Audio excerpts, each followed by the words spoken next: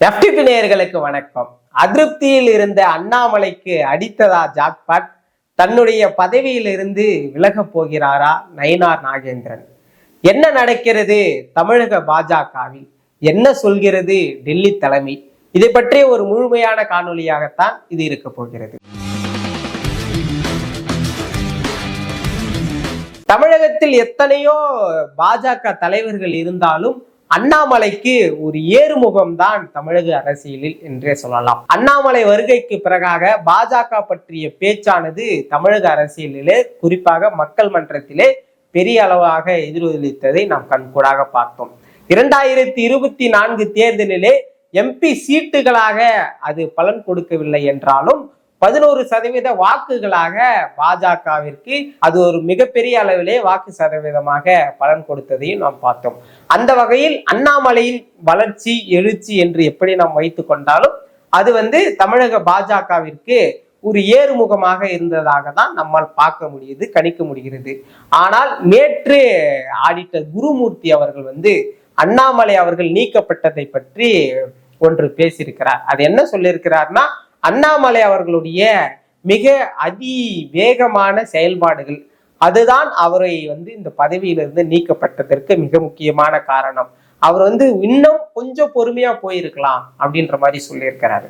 வேகமா தன்னுடைய வேலையை, தன்னுடைய அரசியல் செயல்பாடுகளை செஞ்சது இங்க பாஜக தலைவர் பதவியிலிருந்து அண்ணாமலை நீக்கப்பட்டதற்கும் என்ன காரணமா இருக்குமா அப்படி பார்க்கும்போது, அண்ணாமலை அவர்கள் ஒரு பெரிய எமர்ஜிங் ஃபேக்டரா தமிழக பாஜக களத்துல உருவெடுத்தாரு. அந்த உருவெடுப்புக்கு பிறகாக பாஜகவிற்கு அண்ணாமலை இல்லை என்றால் வாக்கு சதவீதம் குறைந்து விடும் என்ற ஒரு பிம்பத்தையும் அண்ணாமலை அவர்கள் சேர்ந்தே உருவாக்கி காட்டினார்.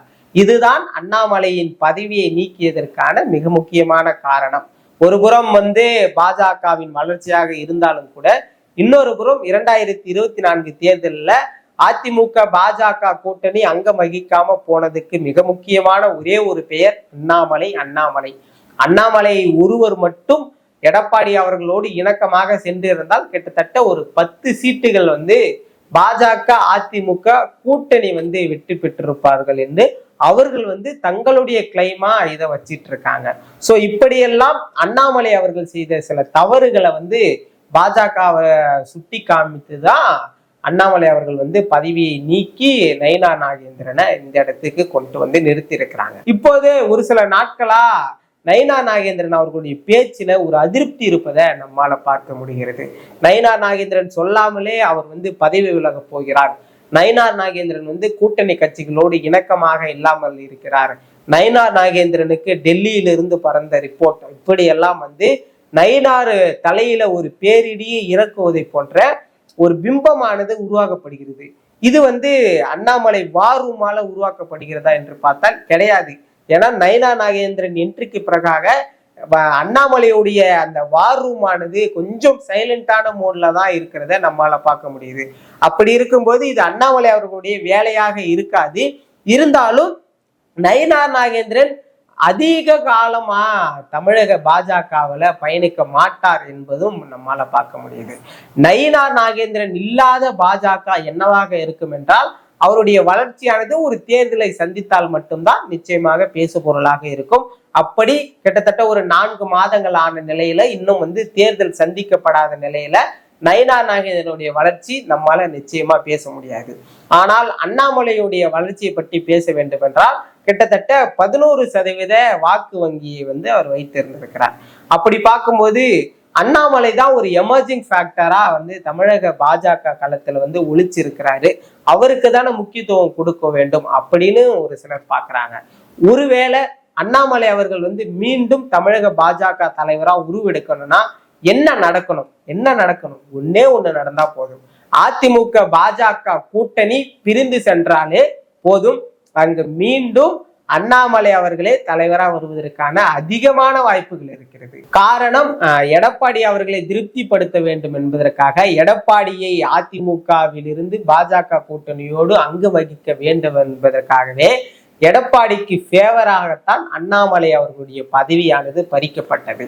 அப்படி ஒருவேளை அதிமுக பாஜக கூட்டணி உடையுமேயானால் அதிமுக 2024 தேர்தலில் சொன்னது போல இனி ஒரு முறை நாங்கள் பாஜகவோடு கூட்டணி வைக்க மாட்டோம் என்று சொன்னார்களே, ஆனால் மீண்டும் அண்ணாமலை அவர்கள் தமிழக பாஜகவின் உருவமாக, முகமாக, தமிழக பாஜகவின் தலைவராக கூட மீண்டும் தேர்ந்தெடுக்கப்படுவதற்கான வாய்ப்புகள் அனைத்தும் சாத்தியக்கூறுகளும் அண்ணாமலைக்கு ஆதரவாக இருப்பதை நம்மால் கண்கூடாக பார்க்க முடிகிறது.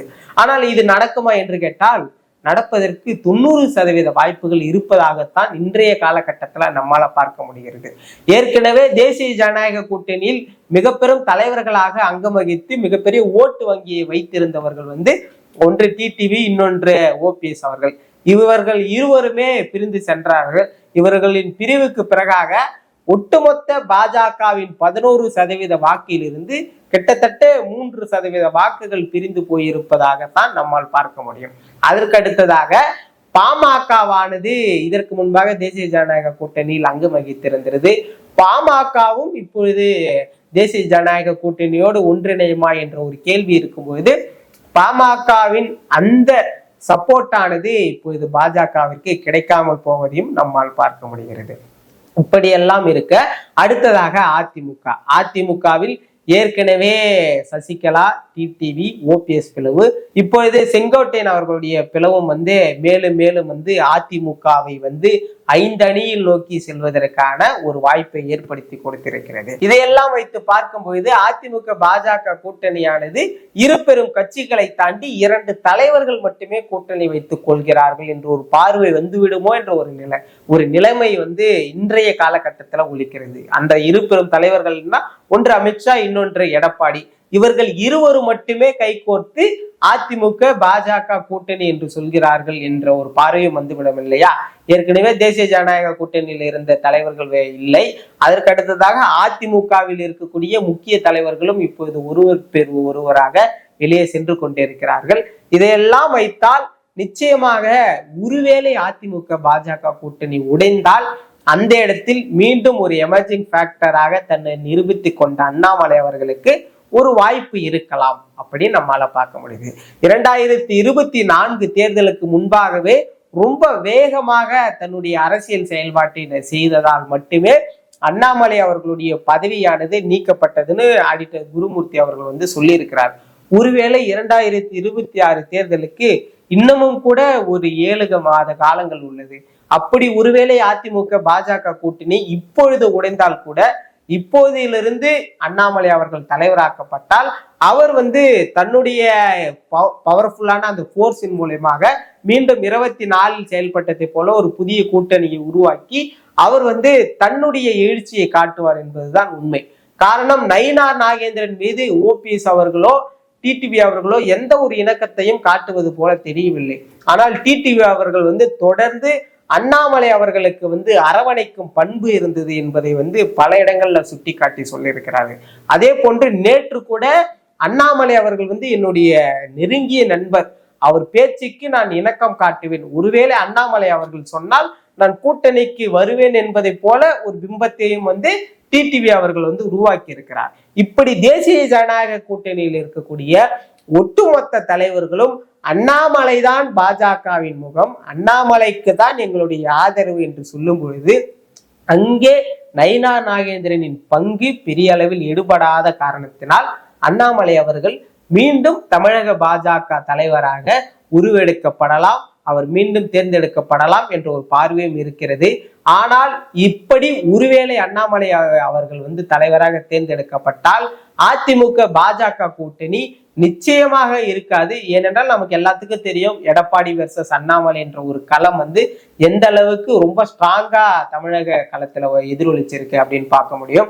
ஆனால் ஒருவேளை அண்ணாமலை என்ட்ரி இருக்கும்போது அங்க ஓபிஎஸ், டிடிவி, சசிகலா, அதுக்கப்புறம் பாமகவை அழைத்து வரலாம். வெளியே சென்ற முடிவாக இருக்கக்கூடிய பல எமர்ஜிங் ஃபேக்டரா இருக்கக்கூடிய தலைவர்களை ஒன்றிணைத்து மீண்டும் அந்த தேசிய ஜனநாயக கூட்டணி ஒரு கணிசமான வாக்கு வங்கியை 2026 தேர்தலிலும் வைத்துக் கொள்வதற்கான வாய்ப்புகள் இருக்கும். என்ன நடக்க போகிறது என்பதை பொறுத்திருந்து பார்ப்போம்.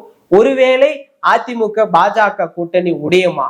உடைந்தால் அண்ணாமலை பாஜக தலைவர் ஆக்கப்படுவாரா? நீங்க என்ன நினைக்கிறீங்க? இதெல்லாம் நடக்குமா இல்ல நடந்தா நல்லா இருக்குமா? நீங்க என்ன நினைக்கிறீங்கன்னு மறக்காம கமெண்ட் பண்ணுங்க. நம்ம மேலும் ஒரு காணொளியில சந்திக்கலாம். நன்றி.